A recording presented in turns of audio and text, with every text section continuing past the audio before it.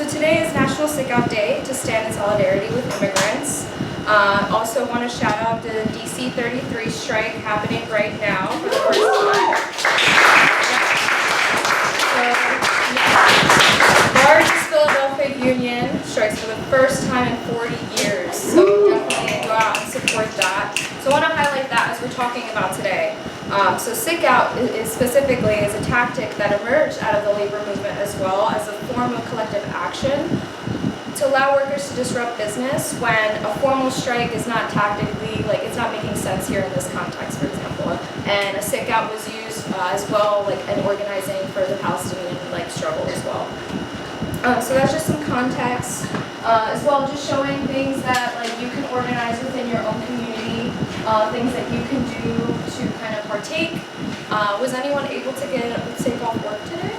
Raise your hand. Still okay? No? Nice. Yeah, so it's just a way to kind of do something today. But there are other examples to just stand in solidarity. Okay. Any questions so far? I'll always stop. Okay. Awesome. So talking about escalating attacks on immigrants, I'm gonna do some talking, but not really gonna be bullet points on here. But feel free to kind of be a part of the discussion. Yeah. I should do a question. DC 33 says union. I know that includes sanitation workers, right? Correct. Is anyone else? Or is it only sanitation workers, or are there other city workers? Yeah. I know it includes L&I. Sure. Yeah, sanitation, library workers, 911 dispatchers, L&I, and water department. What is L&I? Licensing and inspection. Yeah, so license and inspections is 311. It's who you call when there's trash dumping that you see randomly and you want to report it to somebody. That's who you report it to. They're also the people that do your inspections for your homes, even if you're a renter and you're like, hey, I want my home inspected. You call L&I. There's already issues with L&I itself as it stands, but yeah, seeing how the strike is coming into play, we'll see. Anybody else have questions? Yeah. And you can definitely, keep discussing about this. It's an ongoing thing, and you should definitely, be familiar with it and find ways to show solidarity with that as well. Cool. Okay, so going to be some talking for escalating attacks. Again, just some brief updates. Starting off with the Supreme Court ruling recently. Who has heard about that and about the birth? Yeah. Okay. So just starting off the bat, law hasn't officially changed. The shield around it has weakened. So that's how I would put it. So if no one knows, the Supreme Court ruled recently that the lower courts cannot issue nationwide injunctions against Trump's efforts to curtail birthright citizenship. What does that mean? An injunction is a directive or order, and curtailing birthright citizenship refers to restricting or limiting the automatic grant of citizenship. Does that make sense? So, in short, individual federal judges have lost the ability to block policies nationwide unless there's a certified class action lawsuit. So now we're seeing more barriers be presented here, right? So what Trump is trying to do with birthright citizenship is, here's word for word, quote unquote, a child born in the U.S. will not be a citizen unless one parent is a U.S. citizen or a green card holder. Thoughts? Can you say that one more time? Yep. A child born in the U.S. will not be a citizen unless one parent is a U.S. citizen or a green card holder.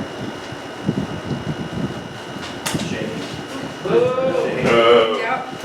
So that's challenging 125 years of law under the 14th Amendment, if we're trying to get specific with those details. But yeah, so there's a list of protected and unprotected states, quote unquote, right now that, yeah. Sorry, the law previously stated that anyone born on U.S. grounds is a U.S. citizen, correct? Thank you.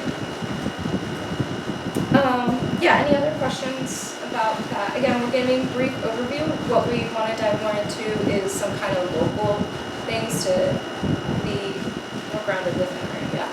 So it would essentially make it, if they were able to limit or restrict it, that someone born here who is no longer considered a citizen wouldn't be a citizen anymore. Right? Is that kind of like, so it's just to say, like, that seems crazy that, like, you're born somewhere, it is your homeland. You're saying you're not a citizen, but also, what are you a citizen of, if not the country you were born in? Right. Yes. I've heard, is it like retroactive, or is it like people that have already been born here, or is it just like ongoing, anyone who are born here, or just going further? Seems No like longer this way US further, but I'm sure they're trying to find ways to. Yeah, I know that it's like a step and step, and Yeah. then work back. Paul, it seems to be your, what was your name, sorry? Yeah. Sam. To Sam's point, you know, I think the issue is not this new law in itself, it's the fact that they can make it, put it into law and implement it, and then also I've heard stories of US citizens being deported, of people's citizenship being revoked. So this is just like an endless trail of things that they can do. If we let them get away with these little steps, they're gonna take giant leaps and completely, you know, change the way that we understand citizenship or birthrights here. Yeah, there was a video, I saw a video online of a woman, I think an Iranian woman, being detained by ICE, and she was yelling that she was a citizen, and the ICE agent, or whoever he was, kidnapping her, goes, that doesn't matter anymore. Right. Yeah. Which is crazy.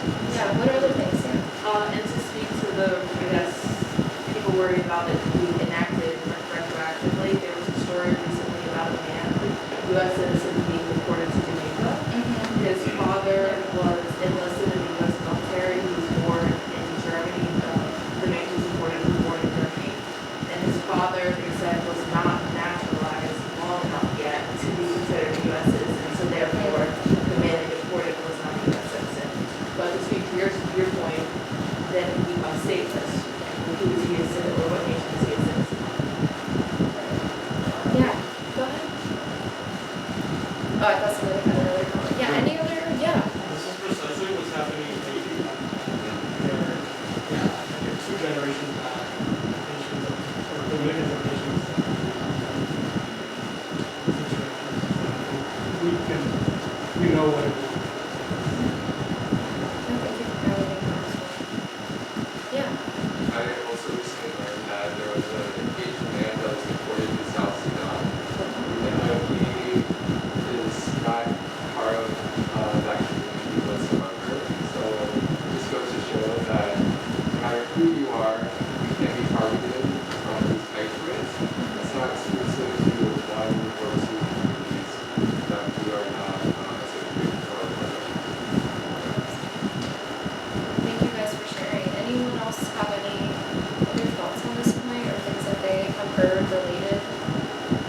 Cool. No, please feel free to keep like sharing those things. I want like those to be a part of those conversations we have today. You know, we all want to know what's going on. You know.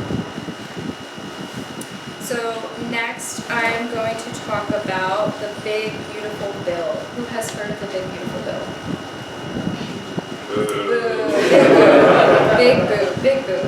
This, as like we've shared, like this affects all families regardless of status, while lining the pockets of large corporations and supporting mass deportations. Boo. Boo. And Trump wants this to be law by July 4th. How funny. Right. So if passed, this would dismantle humanitarian protections and cut access to health care. For example, it'll create stricter requirements for Medicaid. Who knows how hard it is right now? Thank you. It would pour billions into detentions, raids, and forced kidnappings instead. And it would increase ICE budget by $75 billion over the next 4 years. Shame. Boo. What does this include? $45 billion for ICE detention, $14.4 billion for ICE raids and deportations.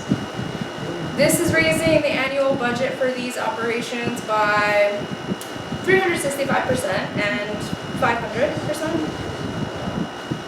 This would also include $8 billion to hire 10K more ICE agents, roughly. And an $8,500 fee in order to reunify with unaccompanied children in government custody.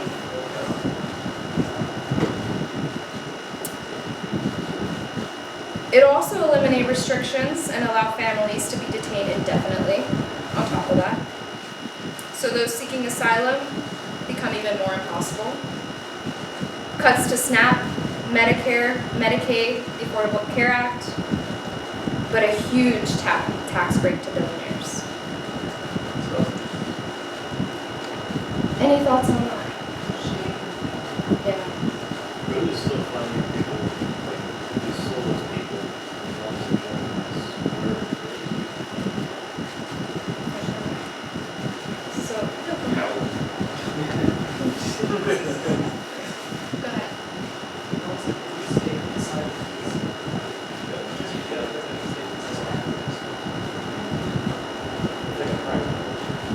I also feel like generally this type of like large budget increases in like the hundreds of percent is over a longer period of time. Like it's looking further out, and the fact that this is just looking in the next 4 years just shows how much like Trump wants to ramp up specifically during his term.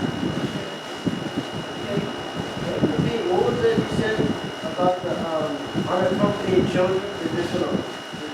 Yeah, it'll be like 8K over 8K fee to be reunited. Yeah. And I'm happy to, talk about this more with people, share kind of the sources and things of that sort. These big conversations right now. Yeah. I don't know if I saw it, but I think this morning I saw it pass the Senate by one vote. It was J.D. Vance's vote. Yeah. The big beautiful bill. Yeah. Yeah, it was J.D. Vance's vote. Could you talk legislatively more about, like, if you pass the Senate, like, where does it go from here and what kind of stops? Ways or what is the future, like, leaders will look like with this bill? Does anyone know? I think from there, it goes to the House, and then from there it gets to the message discussed. Yeah, he wants it discussed by July 4th. Yeah. Also, I want to make a point too about like the Democratic response to this, which is like incredibly lackluster. And I mean, lackluster is really generous. And they're also, like they're acting like they're doing something about it, like Chuck Schumer took the floor, said he like changed the name or something, and acted like this was a huge win. And I feel like it's just like endemic of a larger problem, like having these symbolic, empty, meaningless, like quote unquote victories that aren't really stopping anything. I got everybody on. Let's start here and then we'll make our way around. I was gonna say that like all these like protections and everything that's going toward ICE is like a lot of it is like racism and all that, but a lot of it also is just money. They're making money in these private prisons, like Melissa and Geo Group make money when these people are in these prisons. And when they get deported, they keep filling them up, and that's how they make money. They make money from these contracts. So it's all, and then I constantly act like Google alerts for a lot of this stuff because of the work I do. And it's just like I keep seeing within Geo Group stock keeps rising and all this stuff. So it's like really disgusting. Like I'm seeing all these people getting excited because they're investing in this group that is pretty much, it's like, it's mostly money. It is racism. All this is racism, but they're making money off these bodies in these facilities, and they are extremely underfed. They're like starving people. I do People want to die. say. They don't have any resources. So After this discussion, actually, we'll open up talking about detention centers specifically. Yeah, go ahead. Yeah, thank you for bringing up Geo Group, because I actually had some stats that didn't fit into what I was going to say, but I have some stats that are going to make people really mad, so I'll share it. But just really quick, in February of this year, ICE awarded Geo Group $1.2 billion to reopen Delaney Hall in New York, which is a center with 1,000 beds. 2022, they made $2.4 billion, 1 billion of that which came from ICE. Last year they were given $747 million, and also to your point about it being about money, and as of 2023, it's estimated around 90% of migrants were housed in privately owned facilities. On a call with stakeholders, of course, GEO Group's executive chairman called the increased deportation mandate a quote unprecedented opportunity. And also to your point about it being about money, GEO Group pledged $1 million to Trump's 2024 campaign through a mix of political action committees, executives, and subsidiaries. Also, Pam Bondi used to lobby for GEO Group, and also GEO Group happens to be staffed by high-ranking ICE officials that leave afterwards. So most recently, Daniel Bible, high-ranking ICE official, moved from ICE to GEO Group as an executive vice president when February of last year he was lobbying Biden to spend more money on ICE detention beds and surveillance that. So yeah, very much willing to make a buck off of people suffering. I know we had another hand over here, and this may change our mind. Yeah, And then I'll go. A question about the bill and I guess what we can do to reach out, or besides reach out to our representatives, because as of this afternoon with the bill passed in the Senate, I know Marjorie Taylor Greene had made comments and did not look like it was going to pass the House. Of course, things change. But what else can we do besides reaching out to representatives to really bring the point home that this is not what Americans want, and this bill will do unfathomable damage over the next however many decades?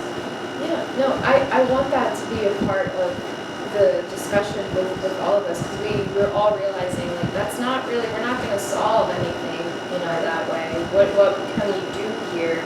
And again, it's a part of the conversation today of we're learning so many things just based off of this, how long has it been right now, so that's a part of it, and to envision solutions in a different way. Thank you for sharing. Anybody? You had your hand up for a while. I just wanted to detail the where do we go from here, or rather what happens now that it's left the Senate for the House. The Republicans need every Republican vote in the House, save 3. They can't lose more than 3 defectors. And there's talk, you mentioned Marjorie Taylor Greene. Most of the potential defectors on the Republican side are of the "this bill isn't cruel enough" variety. So, in the past they've actually ridden that all the way and stuck to their guns of incredible evil. So it's possible it might work out in our favor. But Mike Johnson, Speaker, on the other hand, has made it his personal mission to get this passed by the 4th. So it's a toss-up, but there is still hope. I think we had another hand, or we could pass. Okay. Just briefly introing kind of more local stuff. I've been involved in housing. I work in housing, and just to give context on local stuff as well. Things like public housing are being affected, and affects also mixed status families. Funding is being threatened to be taken away. Federal funding, so there's talks of no more mixed status families. I'm hearing stories of landlords threatening their tenants that if they don't show up with their social security and their birth certificate that they're going to get evicted. So things like that are also happening. So again, welcome that into the discussions. These are very real things that are happening that we should all, oh yeah, go ahead. Sorry. No, go ahead. It's just really to what you were saying, so I'll unpack. I get really pissed off thinking about how much money we're making. We're all probably living day to day, paycheck to paycheck to an extent. We're spending if I'm making $100, $20 or $22 of that is going to taxes, which is going to this construction. if I'm going out and spending $100 on something, $7, $8, $9 of that is going to an additional tax that's feeding into this as well. We're out here working every day, counting pennies, right? Like we're really struggling to make it through. We're paying out of pocket for insurance. We're paying out of pocket for outrageous rent prices, for health insurance, for our education. We're in debt. We're paying interest. All of these things piss me off because we're out here working 8 to 10, if not more hours a day, working multiple jobs. You know, most of the people I know have 2 to 3 jobs and are working nonstop. And for us to be talking in the billions, right? Like these numbers, when I first started reading about this, kind of glaze over our heads. We're like, you know, 8 billion going to this, 200 billion going to that. Think about how many individual working class people it takes to amass that amount of money from taxes, and then they're just shooting it out and like killing people with our money, money that we've earned on our backs. You know, I just want to say that pisses me off. So. Thank you guys. Yeah, so I wanted to touch on sanctuary schools, but I think we want to get moving along on a few minutes. So sanctuary schools, who has heard of sanctuary schools or the sanctuary city status that Philadelphia has? Cool. So sanctuary schools, you know, part of the sanctuary status that, you know, students should be able to feel comfortable and without fear, like going to school, without fear of ICE showing up and deporting them. So sanctuary schools is an ongoing, I'm so sorry, I'm missing my word. Campaign. An ongoing campaign, thank you. An ongoing campaign in the city by Juntos, primarily, you know, spearheading that campaign. Although there is the status of sanctuary city, there has been no reassurance, no reaffirming by the mayor. There's been really no word about the sanctuary status to begin with, especially if we know from last time that was being threatened again by like, we will take your funding away if you are a sanctuary city. So that's one thing to note, that there's been no word, you know, from the mayor about that. And, you know, in theory, this is one of those things that in theory it is in place, but in practice, what are the schools doing? Are they providing proper training?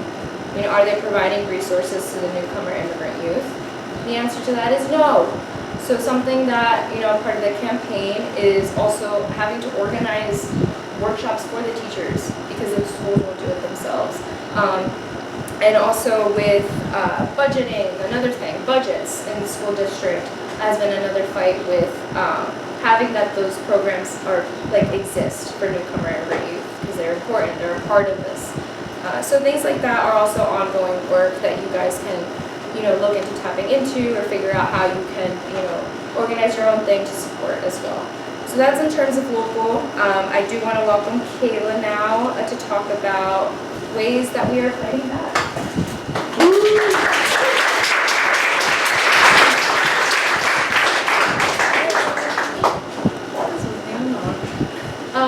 Hi, my name is Kayla, she, her, they pronouns.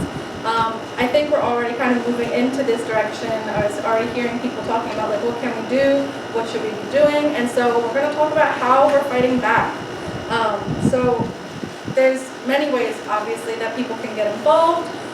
You know, recently, who saw videos or pictures from the LA protests? Yeah, it was like incredible to see. And that was sort of taking, you know, over some other cities. You know, definitely I saw stuff coming out of Texas, lots of different cities, but it's not necessarily a huge nationwide movement yet, right? We would like to definitely get there. But I definitely think there were some similarities that I was seeing to the 2020 protests, where so many people just like on their own volition took to the streets, like children, families, you know, parents, all ages, people who are or have been going to protests, lots of people who that was their first protest ever. So there's definitely similarities there, and that's one way to show, you know, the power that we have, especially when our elected officials aren't really listening to us or don't really want to prioritize the things that we are asking for. But I also want to ask too, like, with 2020 and also the LA protests a few weeks ago, what were some similar, like, police or state response to the people coming out? Yeah. Batons, rubber bullets, tear gas, police escalating violence. Right. yeah, cracking down, starting violence during all of these peaceful protests. Anything else? Justin? Yeah, just going off that, I saw a video today on Breakthrough News of a protester who had his anger blown off by a grenade that was shot at him. So if it had gone any closer to his face, he probably would have died. And like that's me, like just seeing the mutilation like, happening here, right? Like it's just insane. So it's very similar, you know, to what you said about just increasing repression, increasing use of like, you know, what they will call non-lethal, but clearly potentially highly lethal, you know, munitions against people simply expressing or exercising their First Amendment rights. Like they're just protesting. They want to be painted as, or more so the ruling class is painted as like looters and like, you know, violence starters and whatnot. But in reality, they're just protesting to protect their neighbors for themselves or their families. So it's just really wild to see just a stark visceral reaction from the police who are like honestly looking to kill people. Right. Yeah, using kind of any means they can to overly punish people just for coming out. I remember seeing, I think it was in Atlanta, there was a protest where some teenagers were literally trying to go to the Planet Fitness. They weren't even part of it, and they ended up being arrested. The cops told them they can't go there, they can't wait, they're waiting for an Uber, whatever, and then they were arrested and didn't get to contact their parents for like 4 or 5 days. I saw a hand up here too. Hi. I'm wondering, is the police set for the LA protest? Do they have the same like training and gear as US? I would think so. I think it's very highly likely. I know we know like Philly definitely, yeah. So yeah. Every major police department in the U.S. trains for that. There's one specific for riot cops. Right.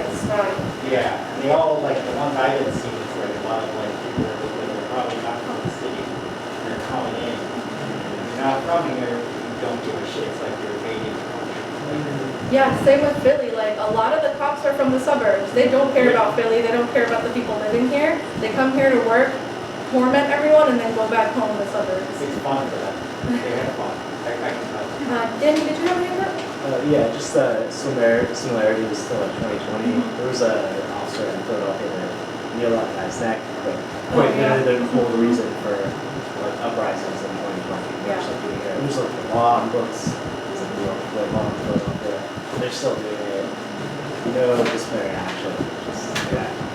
Yeah, they use the same tactics, don't care for repercussions because most likely they're not going to be held accountable at all. I saw one more.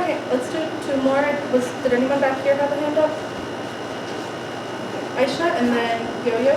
I was thinking about Shane's point earlier about how the Dems are pathetic and not doing anything. And so in March of 2020, Trump was president, but you know he is again. But in the past, like the 4 years of the Biden presidency, the Democrats, right? We also see them. We saw increases in riots, increases in the use of the National Guard, increases in the militarization of the National Guard and police forces, increased police budgeting by the Dems too. So it's not just under Republican administrations that we're seeing all of this oppression, right? Like the Dems, they have a way with words of like convincing people in mass and through the media that they are for the people in different ways or protecting our rights in different ways.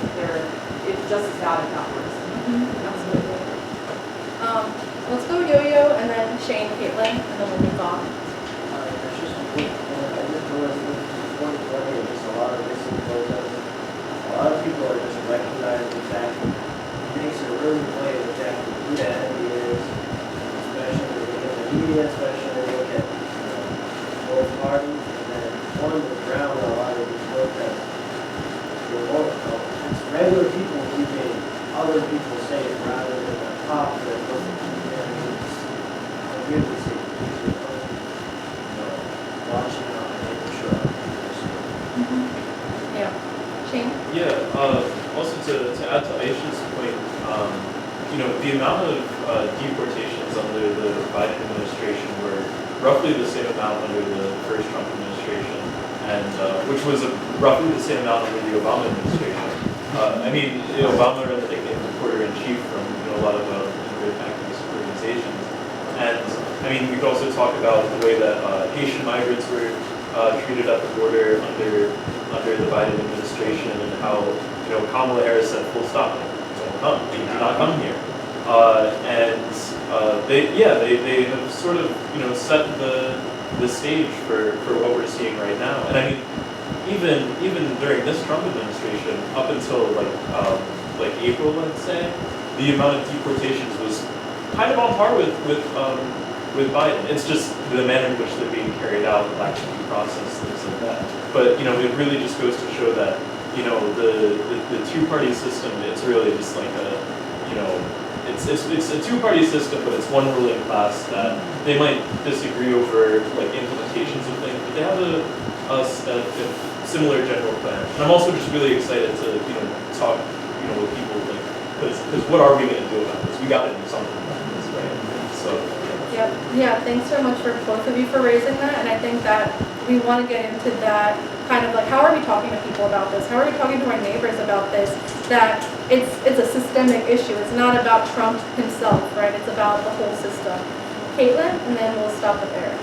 Yeah, I just wanted to say something that I thought was really similar between 2020 and now, which you touched on a little bit, is like how people are taking care of each other and taking care of their surroundings. Something that's different, I think, now compared to 2020. When talking this, for a lot of people, isn't their first time being in the street, and they've learned a lot of lessons already. I specifically was thinking about an instance where the cops' less lethal rounds were starting a fire, like a brush fire. And if you think about it in LA, like, it's just been very recently devastated to where a lot of people there, especially in the press neighborhoods, haven't been able to rebuild yet. And so people are seeing this fire and taking it like really seriously, putting it out with water, like trying to protect each other. And all the cops kept doing was like continuing to return like these less lethal rounds. But you could just tell like the determination of the people was so at such a higher level because they've seen it before, and they're like taking the historical lessons of even just 2020 and applying it to today. Yep. Eric? Yeah, I think one thing that just stuck out to me was, like Caitlin, when he said, people are learning, but then our class enemies are also learning. Like they were doing the oppression in 2020. Like the National Guard came out lightning fast this time around. Yeah. It was within like 48 hours. 2020 was like a week, and that's where you get a lot of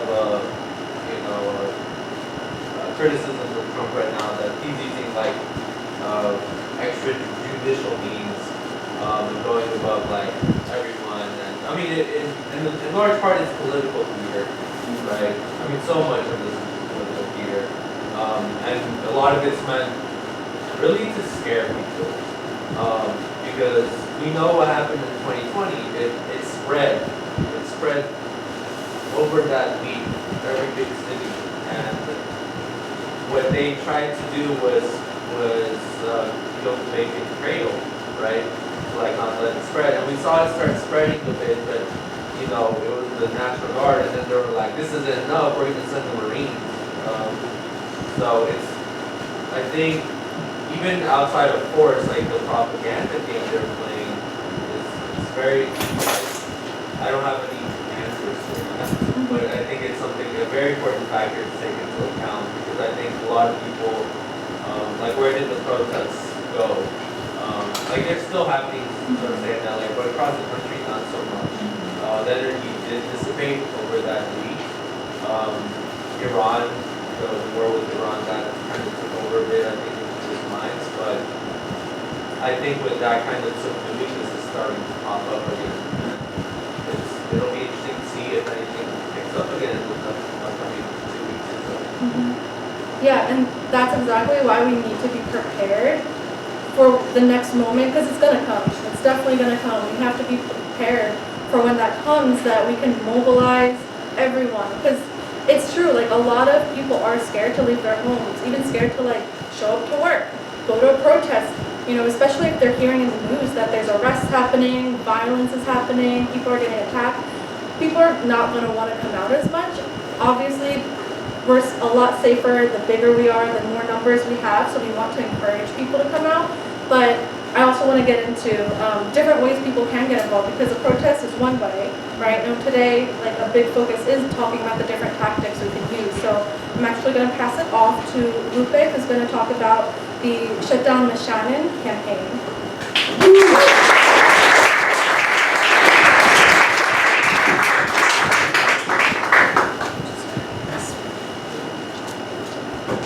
Hi everyone, my name is Lupe. I use he, they pronouns, and I just want to start off by saying that I am the proud child of immigrants. I am also a volunteer here at the Philly Liberation Center. I am here to talk about the work being led by Juntos right now in the Shut Down Miss Shannon campaign. And firstly, I want to ask if anybody here knows how many immigrant detention centers are in Pennsylvania off the top of their head. People can guess as well. 11. Lower, single digit. Oh. Three.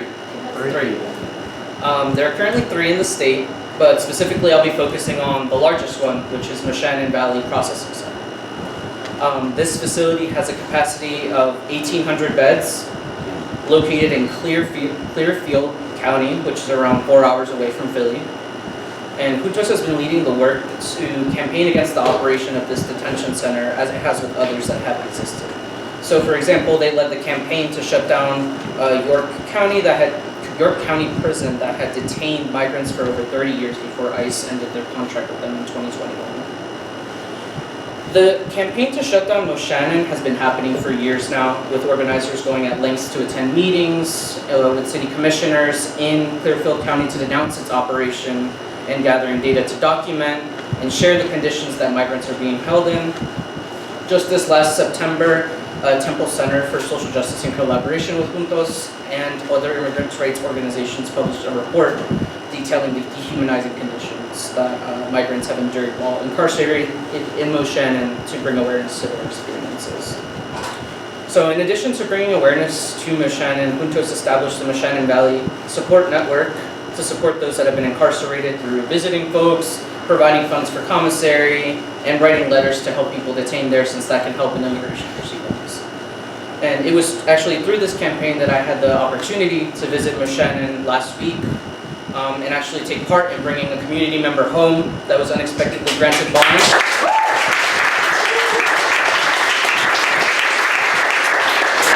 He was unexpectedly granted bond the day that we plan to visit people, which I'll share with you all. So before even getting to the logistics of going, I had to go through a little brief here on what was acceptable to wear, what to say, what to do, since there were a lot of unsaid rules that, had to come through experience and being yelled at, unfortunately, by a lot of the staff there, that they were just really horrible. And how we had to conduct ourselves. So that was first. Before even getting into logistics, no short shorts for women, different things like that, really trying to be very controlling and strict about everything. I went with a group of organizers from Juntos and another volunteer. We met up and left Philly in the morning, since visitation hours for Miss Shannon are in the early afternoon. And we ended up arriving in Miss Shannon around 3 p.m. And once we arrived, we were met by a gate that had a view of the yard that people were out on since it was rec time. And actually on the left here, I ended up sneaking a few pictures because you're not allowed to take pictures on the grounds. But on the left there, you can see there's, you can't see the people as much, but there's a fence, and there's like 2 yards, and on the left there were people playing, on the right there were people playing as well. But I could easily see like 100 people there when I was passing by around 3 p.m. So we got there around 3. Someone came from behind. There was a gate that we drove up to, and we engaged with them to let them know that we were there to visit and pick somebody up. In response, the guard let us know that we actually had to return at 4:15, really exact time, since they were currently in the process of doing a count.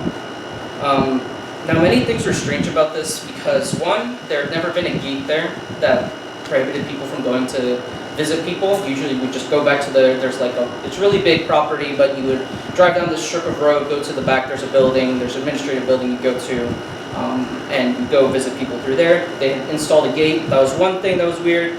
And 2, they had never prevented anybody from visiting because there was a count. So that was already a red flag. We assumed that there was something maybe going on inside.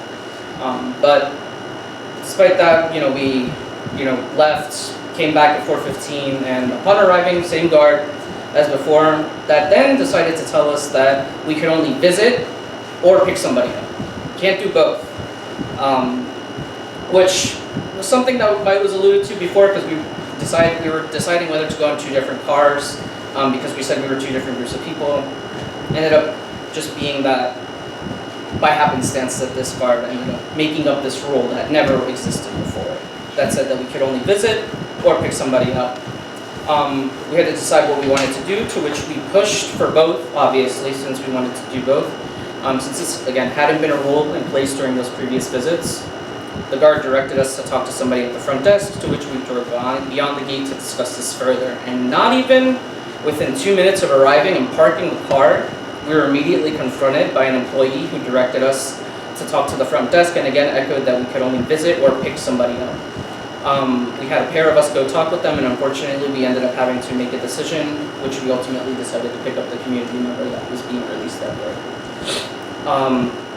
While waiting for the community member, the initial employee that came up, it was a really old woman that was really mean. The initial employee that confronted us directed us to watch the fence, which is right here. Over here, somewhere over here would be the parking lot, and we were watching the fence right here. Which, why do we need all of this it's just very unnecessary, extra cruel, and just too much for what it was. But yeah, we were told, as soon as you see somebody, drive up. After an hour of sitting in the car, we saw movement and thought the community member was being released that we were waiting for, and we immediately drove up to, if you came around here, there was like a gate and a little door that you could come through, and we drove up, immediately sat there for a bit, and after a few minutes, we were confronted by the same old lady in a Ford F-150 coming up to us, charging at us, basically, literally with her car, almost hit the car we were in, and yelled at us for driving up, and scolded us for driving up, and said that just because somebody is walking out doesn't mean that that's your person, so you have to go back to the parking lot. Even though she told us to watch out, and if somebody was walking out, to pull out. So she aggressively drove her truck toward us, effectively pushing us back, basically ramming our car, until we returned to the parking lot. Waited another hour before noticing that a storm was about to start, and from here we grew pretty nervous because we weren't sure if the guards were going to use that as a pretext to not release the community member. So we called the front office to ensure that they knew we were there, and they let us know that he was, ready to go, and that we just needed to hang tight again. So, and actually while we were on this call, we kind of saw this storm coming up. The initial old lady came up to us now, and now she was like, okay, you can drive up. Also directing us to stay in our cars. So the gentleman came out, we picked him up, they told us not to get out of our car. We didn't get out of the car, we just left him in, and as soon as that door closed, we booked it out of there. Because we were afraid that they would change their mind. And immediately, we let him know we were in contact with his wife, called for her to talk to him, and the first thing he did was calm her and assure her that he was okay and that they had weathered the storm, in his words. And in talking to him further, we learned about the conditions that he was in. He was detained for 3 weeks, exactly. He was detained in Philly, actually, in the ICE office off of, I believe, 9th and Arch. 7th and Arch. Someone could check me on that. He was detained in Philly there, and then transferred to Moshannon 4 hours away. And while in Philly, he recounted, being in a cell with many, many people, very overcrowded. Guards were very rude and careless. Rats were commonplace there. And in contrast, when in Moshannon, the conditions were slightly better there. He noted seeing 600 people there at least in his cell block. And while the conditions were slightly better, the treatment was not. During our conversation with him, we talked with him a lot while he was with us. He let us know that when he was told to pack his things, which was at about 3 p.m., he was told that we weren't there. Even when we came back at 4:15, he was still told multiple times that we weren't there, even though we, came up to the front desk and told them we were there. And he actually, I actually think this was due to an interaction that he told us he had with the guard before leaving, to which he was given lunch, and a guard noted that he, noticed he wasn't eating much, and asked him if he wasn't hungry, and to which the community member said, "No, I just want to go." Since his wife had already told him, earlier in the day, he called his wife to communicate that someone was on his way to pick him up. And he was effectively made to wait from 3 p.m. to 6 p.m. to be released. There were other guards that noted, like, hey, he's ready to go, he's set to be released. And the one guard that had that interaction with him was like, no, the people to pick him up aren't here yet. So I feel like that just says a lot about the cruelty that these people play. These people play games with people's lives. It was very saddening to hear that. He didn't believe that we were going to come. He thought his wife, had basically linked up with people who weren't being honest about, coming. So yeah, he just echoed the same thing. Like, he didn't believe we were coming. He didn't believe that there were people out there that cared. But I strongly believe that his release was delayed due to his comment. So if the encounter with the employee in the parking lot almost ramming us with your F-150 didn't tell you how they are, that situation clearly does. And all that to say is that we're ultimately glad that the community member was released. We immediately took him to eat right after, and just talked with him on the way back home. He couldn't even sleep the whole drive there. He just wanted to get home with his family. So he's back home with his wife and baby son today. I was really honored to be a part of that, experience, just because you could just see that how grateful he was, and just how much he had lost hope. He honestly, I feel like for the first 5 minutes he had to kind of had this look in his eye of am I dreaming this? But yeah, it just was really important to do that work, and just in general, other work that Juntos has done with, again, letter writing, commissary. He benefited from the commissary fund that they have. They're charging $1 for ramen. Different things like that runs people dry.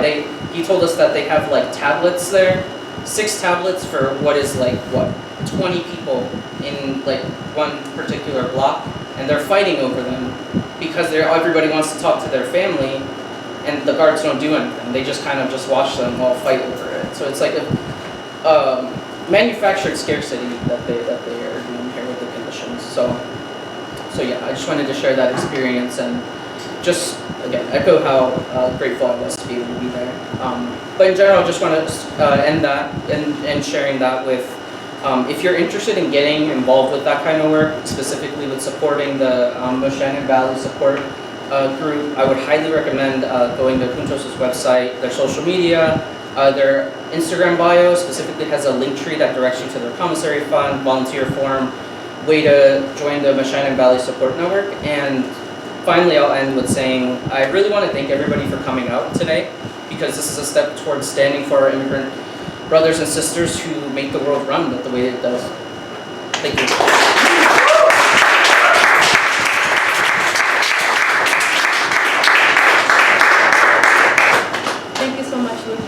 That type of experience is not easy. I think it's very emotional to be visiting the very sites, that people are being tortured and detained, ripped apart from their families. And so again, I would also like to echo the plug. If anybody is interested in getting involved in that type of support, definitely visit Juntos' website. And now I'm going to pass it off to Luke, who's going to talk about how organized labor has been pivotal to the fight for protecting immigrant workers against ICE. All right, thank you, Kayla. Evening, everybody. My name is Luke. I use he, him pronouns. I'm a labor organizer in the city of Philadelphia. I'm a proud union member of Teamsters Local 623, and also a proud member of the PSL as well. So just to give you a little context on the situation of what's specifically happening at workplaces like mine, UPS, 500,000 Haitian migrants have had their visas revoked throughout the country. As we had stated before, there's been like a particularly gross and like really cruel like demonization of Haitian migrants recently. And so like 100 of them in a hub in New Jersey, and then 22 at the Oregon Ave hub at UPS in Philly. They were told their visas were revoked. The company laid them off and told them get your status situation figured out and you can have your job back. We all know that's not going to happen. So not only are my union brothers and sisters being stolen from us now, UPS is not going to replace those jobs. UPS is going to have supervisors do union work. And so not only are they stealing our brothers and sisters, they're now going to steal money from me and my coworkers by doing our work and violating the contract that we have fought so hard for. So a little bit of stuff that we have been doing, specifically at like 623. Oh, there you go. Me and another Teamster got drafted a resolution that was calling for the release of Mahmoud Khalil, Rumesa Ozturk, and the return of Kilmar Garcia. 2 of them so far have been released. Kilmar is still in El Salvador, as far as I know. I think he's back. Oh, he's in prison now. Oh, that's right. He is back, but he's in prison here. Ridiculous. Yeah, ridiculous. And also the resolution was a commitment from our local to educate our membership, participate in actions and rallies regarding immigrant rights, and fight back for any of our immigrant members that have been detained or deported. And after struggling with a lot of the membership, not a lot, but struggling with some of the membership, we were able to unify and pass this resolution unanimously. And so, you know, all of us are here today to take action against ICE terroristic raids on our immigrant communities. ICE is basically, they're pulling out all stops, raiding workplaces, schools, and even like Home Depot parking lots, working around the clock to detain as many immigrants as they can to meet their 3,000 person a day quota, which is ridiculous. There is a quota that they're trying to meet. You know, Trump and his billionaire buddies, they do this because they want to divide us. They want to trick us and point the finger at immigrants, say that they're the reason that all the problems we face are happening, when it's really like him and his cronies just robbing us blind and telling us that somebody else did it. But it's up to us to show that Trump and the deportation machine, that we're standing up and we're not just gonna take these raids lightly. Earlier this month, you know, the protests earlier last month, I guess now, the protests in LA were happening. We saw a lot of bold and courageous action that has inspired workers like me, and particularly the warehouse and shipping industry, that I was proud to be a part of this petition that has been launched. If y'all look on your seats, you should have had some there. This is a petition for shipping and warehouse workers and logistics workers who are against the ICE raids. And if you could, my ask is that you either hand these out to anybody you know works at like UPS or works at Amazon, any sort of warehouse or shipping thing, and take one of them to your door so your UPS or Amazon driver sees it and they can sign on to the petition. Oh, yeah. Just today I was tabling outside of the gates of one of the hub that the Haitian migrants were, I don't want to say fired because that's not really what happened, but that is what happened. And we had like really great conversations. People are like ready to fight back. They're ready to do something. So we had like, I think at least like 6 people signed the petition right then and there, and like gave out over like 30 or 40 of the flyers. So it's yeah, it's really something that like people are ready to sign on to. So if you work at a warehouse or a shipping place or a logistics center, take this and share this with your coworkers, sign the petition, and start organizing your workplace, talking with coworkers who agree with you, so you can start to maybe do one of the next thing that I want to talk about. Is there more slides? Oh, no. Okay, good. Sorry. Which is readiness plans. So, has anybody heard of a readiness plan before? Or specifically regarding like ICE? Okay, not too many. So, this is something you can do if you're in a union or even if you aren't in a union. So, workers can organize to demand that their bosses commit to key actions that protect immigrant workers. You know, workers collectively are powerful. The boss isn't going to listen to just one person, but they will listen to the entire office or or like a significant majority of your workplace. But individual workers too can have leverage to pressure them to commit to best practices. Like if you're in an administrative role or a supervising position or a management role, you can be like strategically placed to make your boss do this. And even if your boss doesn't adopt these kinds of the readiness plan, you know, you can still adopt it yourselves as the employees too. It doesn't necessarily need to be sanctioned by your boss, but it would be good if your boss is like sympathetic, or you can pressure them. So what are some of like the asks you can make? Does your workplace have private areas? Does people understand what private areas means? That would be like if you go into a McDonald's or boycott. If you go into a Wendy's and like by the kitchen it says employees only, that is a private area. Something that is clearly identified that the public is not allowed to go into. So if no, you can ask your boss to label the private areas.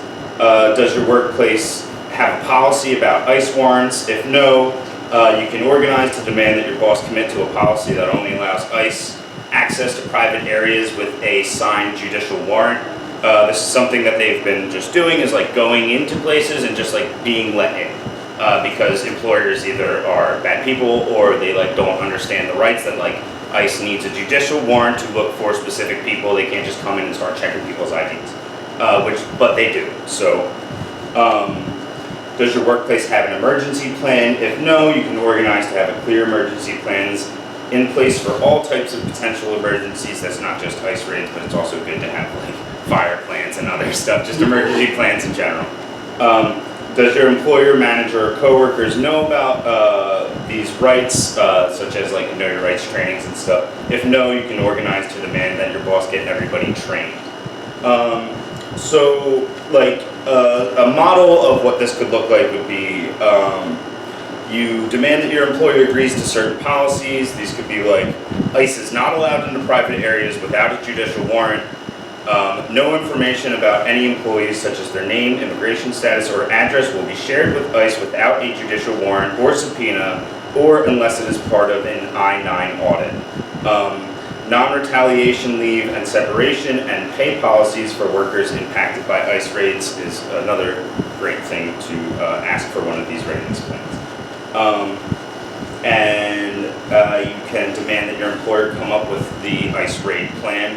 That includes like the creating and labeling of the private areas, having a protocol in place including designated people that will handle any ICE interactions at the workplace. This is also a good one, probably the person that knows the most about like your immigration rights or workplace rights. Designate them to be the person that talks to ICE. But it's great to train all of the workers and the supervisors about the plan.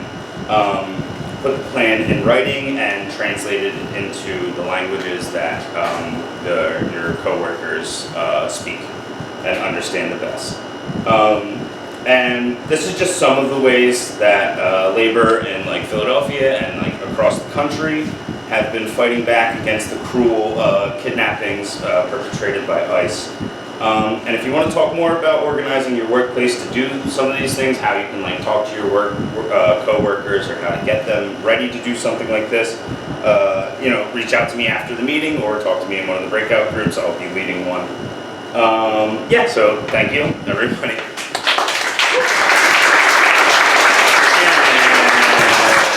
Now we're going to have Boaz come up and talk about rapid response networks.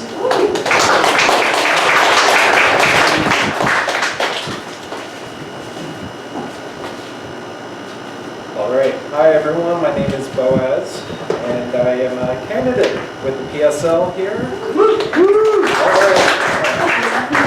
Okay. So, has anyone heard what a rapid response network is, or seen maybe like posters about it, posts online? Okay. So about half the room. Okay. Rapid response network is pretty much a combination of trained community volunteers and organizers who can be ready to confirm a report and call the organization about it so they can bring in the proper resources and with all that.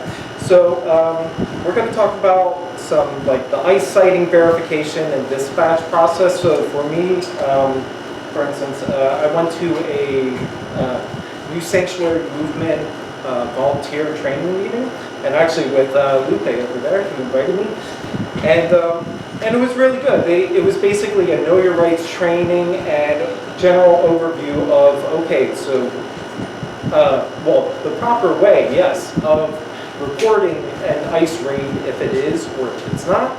And then what do you do if you're there and you encounter an officer? And basically you have several options. Like you could just call another organization. You could just stand by. You can film it. You can do different stuff, or you can like actually be in there a little bit more and confrontational.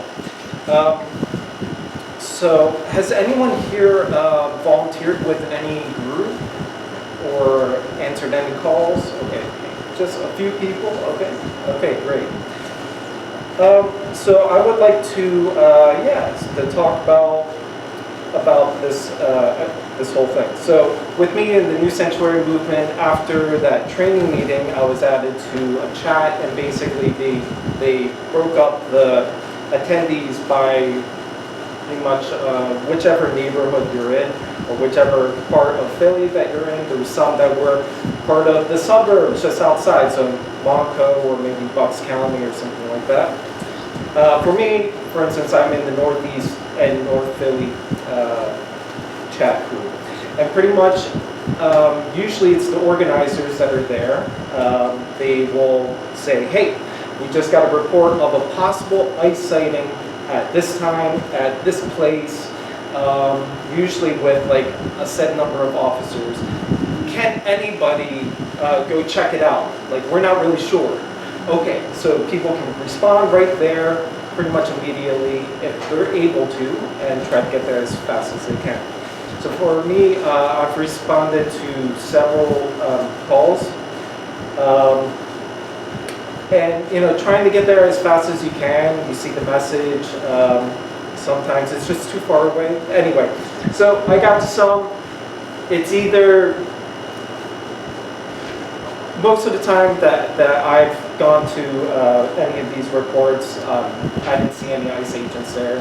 What I did was we went to the intersection that it was reported at, and then I was driving around like several blocks around that vicinity, just to make sure, like looking down the streets, like, do I see a van? Do I see any officers or anything like that? And if I did, I would report right there, hey, I see a couple officers, like I'm down the block, I can see them. And then the organizers could take the next steps as well. But for me, I checked around the whole area, I didn't see anything, so that's when I got back into the chat and said, hey, they're no longer there, or it's all clear. And that's what they really need to know, because otherwise, yeah, we're not sure if ICE is still there, if they're still in the process. So I did get to one, I saw the chat, and I did get to one that happened at the H-Mart on Front and Godfrey Street in Albany. And I just missed the ICE agents by maybe a couple of minutes, about 5 minutes. One of the organizers and one volunteer were there, and they were able to intervene, but basically the ICE agents were able to get 2 employees. They just walked out with them. And despite the volunteer trying to like really get she filmed it, and she was like, hey, give me your name, like, where are you taking them and all that. And basically, even a police officer, they just like, she sat on the parking lot right in front of the store, and one of them just drove their car up and kind of blocked her from getting any further into their faces. So when I saw that, I chatted with the organizer and volunteer some more, and just like trying to get some more details about it. And they left, and I actually went into the H Mart,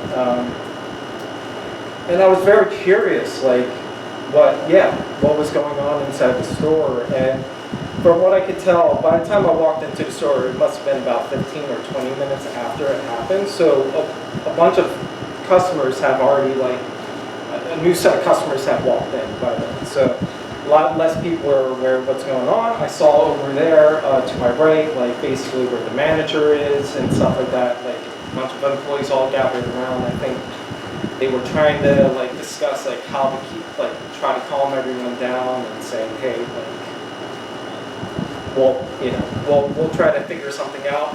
And as I made my way to the back of the store, I did see 3 employees walk out from the back room, and basically, like, one employee was just like sobbing her eyes out. It was clearly very devastating. They must be a family member or a friend, like close friend of that of their coworker.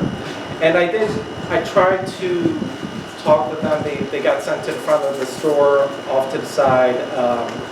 And they were on the phone with somebody, but honestly, I was a bit lost for words because they were crying so hard.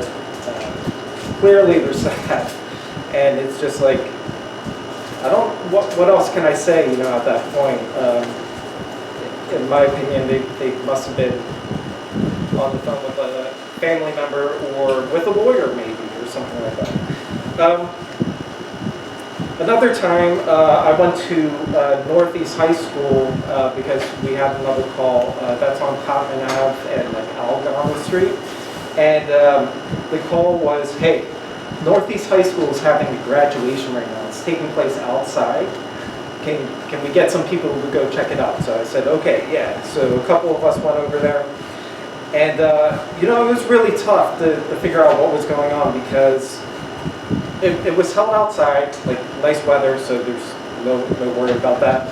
And it's a rather large school campus. So I'm just driving around, and I could see from the distance that there's a couple of cop cars, and I'm not really sure. They have their lights on. They're like next to like where the graduation's taking place. I'm really not sure. So I'm kind of communicating in the chat, and this is what it's all about, because either they got the call just because, hey, it's a graduation, we have heard that ICE raids have been taking place there, or because someone saw cops there and they just weren't sure if they were police or ICE. So overall, like, did several loops and really like were checking in, like, are these cops, like, is that like another car that's inside the school campus? It was police. It was all cool. Anyway, so I think those are some of my experiences checking some stuff out. I'm gonna have Olga come back now too, and we're gonna check out the next thing.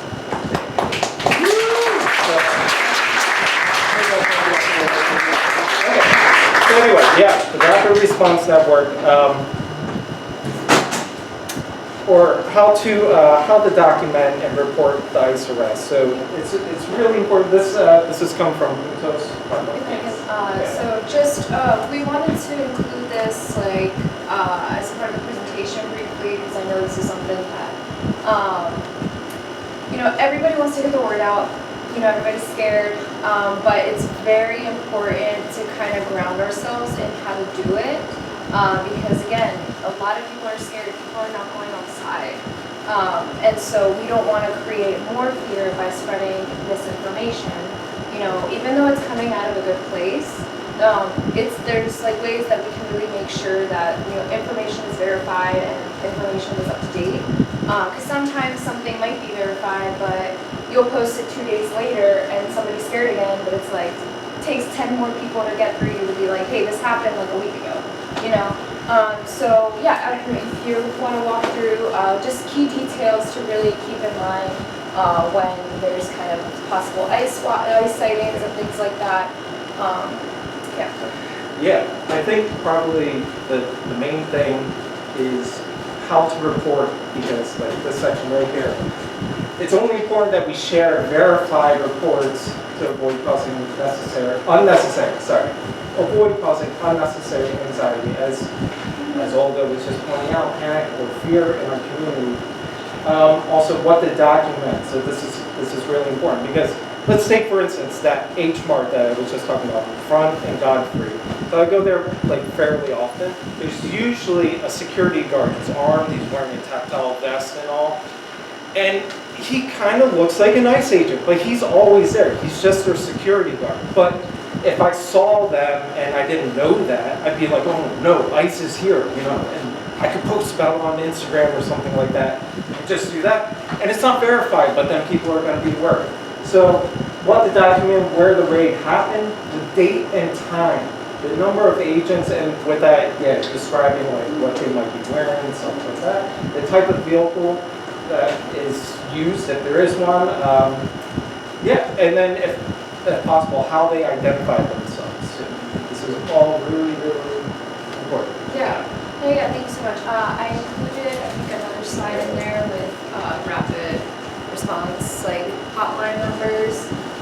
So again, you can definitely give this a call if you have some suspicion. Again, they have their network set up. Juntos working in South Philly. I'm in the Juntos chat for Center City because that's where like I work. So I've done as well some checks, and the same thing. It's like keeping in mind getting those key details of when you're reporting. Like when I've had the opportunity to go, I guess you can call it. It was also a false alarm, but I still, took pictures, verified. Oh, it's 3 people from the sheriff office, 2 regular police officers standing across the board. Point blank period. Okay, cool. Within minutes, that can be verified because people are everywhere all the time, things like that. So it's kind of like the system of networks that have been kind of put in place by these organizations, just to again get thinking of different things that have been going on. Yeah, that's a good picture. I'll say I was just on a call with the team, and there are efforts. I'll say that just so everybody knows, it's because it kind of looks weird. It's like, oh, why are there so many numbers for Philly? They're working on consolidating the northeast. Yeah, they're partnering with New Sanctuary, basically. So there'll be one number to go by from. So there are efforts to do that, but definitely represents a huge issue. Thank you. I just wanted to quickly emphasize the point that you said, like, people are everywhere all the time. Like, we are everywhere all the time, and it made me think of, I forget who mentioned it earlier, but like, what can we do, right? Like, what can we like actively and sustainably do?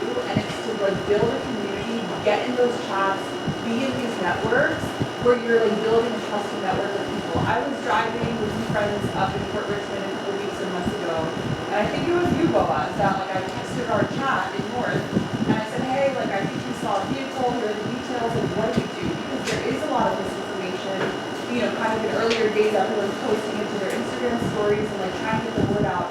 Again, not malicious, but it does cause fear, right? And immediately Boaz responded with these resources and passed along to the sanctuary movement. And that's because you went to the training, you took the time to be embedded in the community, learn the resources, share it with your network, So that's what we can do. It's not just like a hotline or like a flyer that we can put up, but it's to build that community with trusted people and like sustain that. Thank you. I think that's everything. We'll pass it back to Kayla so we can.